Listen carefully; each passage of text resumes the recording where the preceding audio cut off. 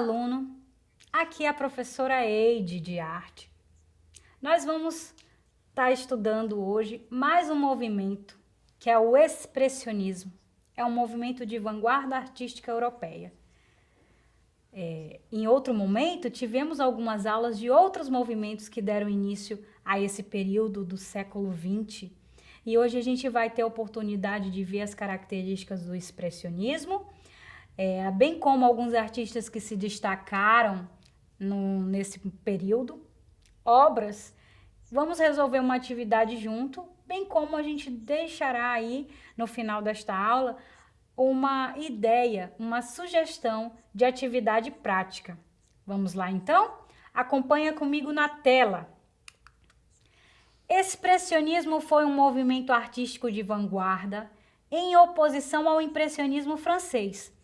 A ideia do expressionismo era da arte enquanto ação, na concepção da imagem pelo artista de forma emocional, visceral, por vezes violenta, em que as cores e as formas não correspondem à realidade direta. Volta aqui para mim. Percebe-se que o expressionismo, ele é a oposição do impressionismo no sentido de que os impressionistas, eles captavam o que viam, faziam registros rápidos do que viam. Agora os expressionistas vão fazer diferente. Eles vão representar na tela aquilo que se sente. É o sentimento, é o eu. Então é uma ação de dentro para fora, certo? Quando diz a arte enquanto ação, o artista, ele traz o novo para as suas obras. Ele tem uma ação de fazer o novo e ele faz essa expressão do eu. Na concepção da imagem pelo artista de forma emocional, porque trata-se dos seus sentimentos. O artista, ele vai sonhar, ele vai ter uma visão, vai representar algo dentro dele que ele queira expressar através de uma imagem. Quando diz de forma violenta, é porque os artistas expressionistas, eles vão começar a utilizar cores não tão trabalhadas como, por exemplo, no impressionismo. Cores fortes, marcantes, cores quentes. E aí traz-se a violência para a obra neste sentido.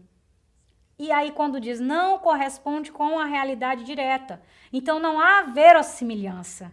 Isto não é uma característica do expressionismo, certo? Não é uma realidade direta porque não é aquilo que está se observando, não é aquilo que se vê.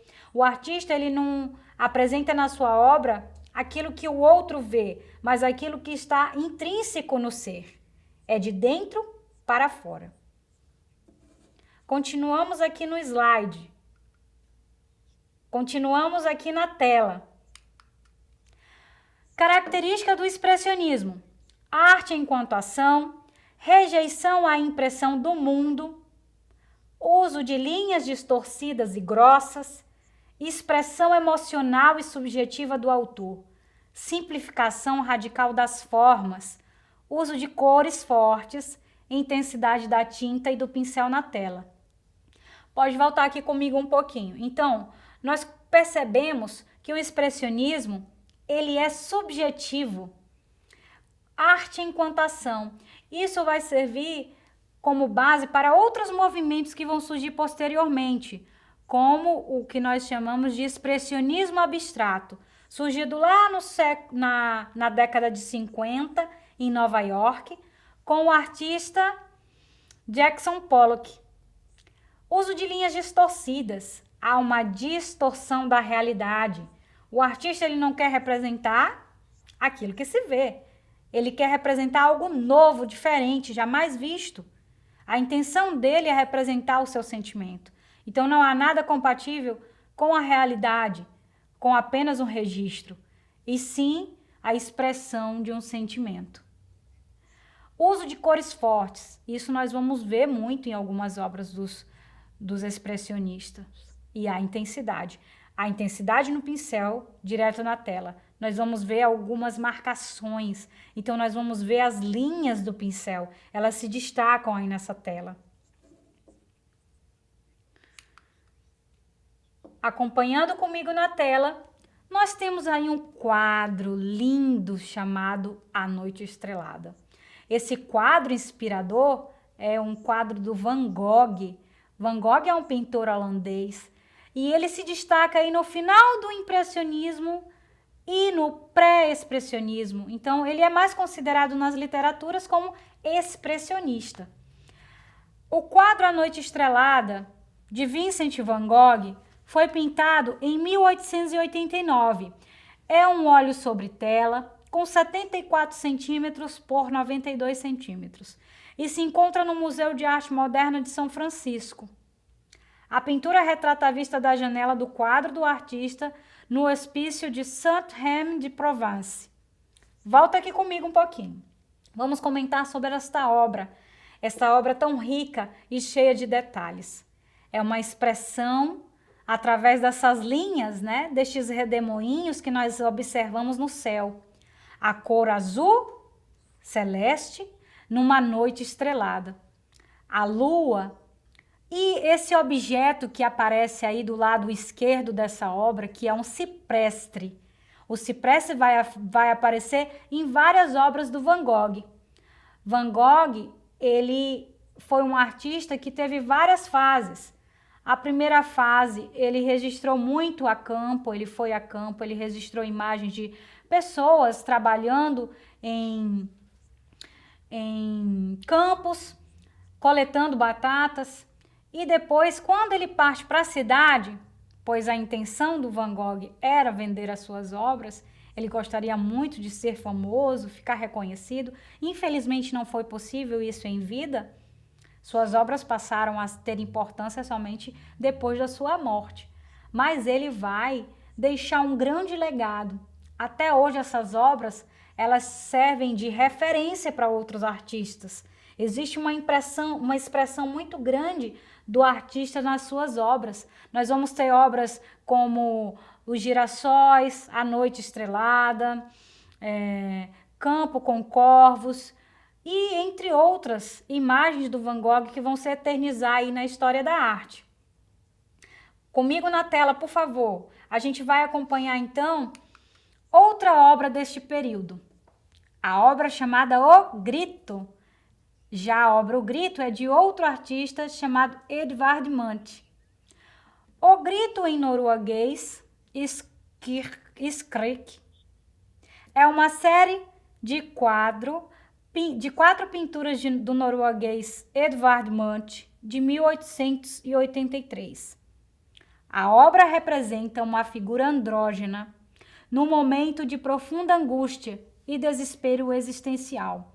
O plano de fundo é a doca de Olofsfjord, em Oslo, ao pôr do sol. Pode voltar aqui comigo. Vamos comentar um pouco sobre essa obra. É uma obra tão marcada no tempo, uma obra que representa aí o expressionismo. Nós vemos cores fortes nessa obra. O azul do céu, ele é trocado pela chama do laranja, pelo amarelo. E aí, essa figura, ela é chamada andrógena porque nós não a definimos como gênero masculino, gênero feminino. Nós não sabemos se é um homem ou se é uma mulher. Mas o que destaca nessa obra é a posição em que ela está, num grito. E aí nós não sabemos se é um desespero, se é um susto, se é em que momento essa pessoa está passando. É algo muito pessoal, né? É o que o artista está sentindo, está passando.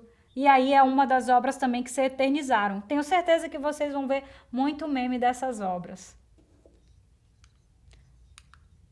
Continua comigo agora na tela. Agora a gente traz uma referência de uma obra brasileira, da Anita Malfatti.